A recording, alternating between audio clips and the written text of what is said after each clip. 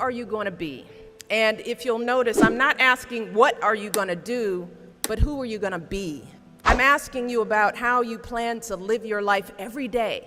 How are you going to respond when you don't get that job you had your heart set on? For all of you who are going to be teachers, what are you going to do if the students in your class next year just don't respond to your lessons? For all of you going into business, how will you react when your boss gives you a goal that feels way too high? See, these are the moments that define us.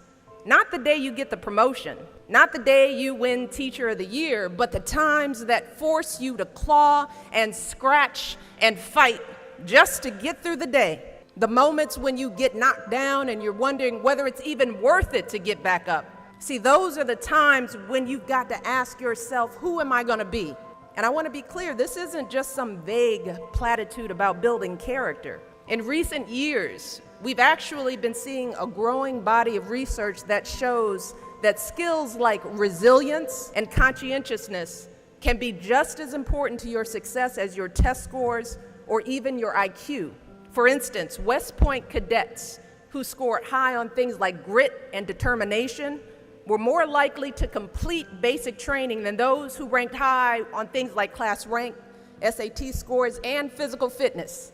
So what we're seeing is that if you're willing to dig deep, if you're willing to pick yourself up when you fall, if you're willing to work until your weaknesses become your strengths, then you'll develop a set of skills that you can mold and apply to any situation you encounter, any job you might have, any crisis you might confront. But you got to make that choice. And let me just share just a little secret before I end. As someone who has hired and managed hundreds of young people over the course of my career, whether it was during my time as a lawyer, as an administrator, as a university, a nonprofit manager, even now as First Lady, I have never once asked someone I was interviewing to explain a test score or a grade in a class. Never. I have never once made a hire just because someone went to an Ivy League school instead of a state school. Never. What I have looked for is what kind of person you are. Are you a hard worker? Are you reliable? Are you open to other viewpoints? Have you stepped outside of your own self-interest to serve others? Have you found a way to serve our country, whether in uniform or in your community?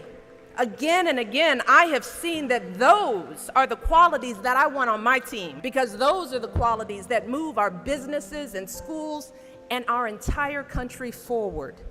And just understand this. Those are the qualities that you all already embody. They're the values you learned from your parents, from the communities you grew up in. And today, more than ever before, that's what the world needs.